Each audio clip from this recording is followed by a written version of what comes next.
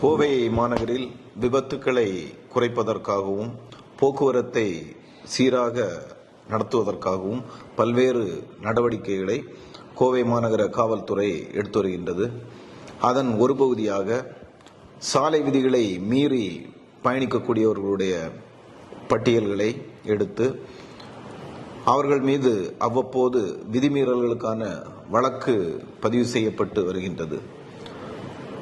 இதில் அடுத்த கட்டமாக யார் யார் ஒருமுறை வழக்கு பதிவு செய்த பின்பு மீண்டும் மீண்டும் அதுபோன்ற விதிமீறல்களை ஈடுபடுகிறார்கள் என்பது பட்டியலிட்டு அவர்கள் மீது இன்னும் அதிகபட்ச நடவடிக்கை எடுப்பதற்கு கோவை மாநகர போக்குவரத்து காவல்துறை நடவடிக்கை எடுத்து வருகின்றது. அவினாசி ரோடு மற்றும் முக்கியமான சாலைகளில் வேகத்தை கண்காணிக்கக்கூடிய கேமராக்கள் ஏற்கனவே பொருத்தப்பட்டிருக்கின்றன.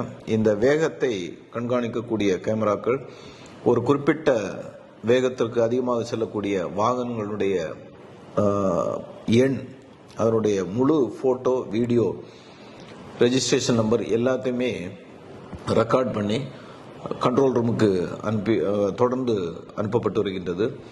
அதன் அடிப்படையில் முதல் முறை விதிமீறலுக்கு உட்பட்ட வாகனம் அடுத்த முறை விதிமீறலுக்கு உட்படும் போது அதற்கென்று ஒரு தனி அலர்ட் வர்ற மாதிரி ஒரு சிஸ்டம் இருக்குது.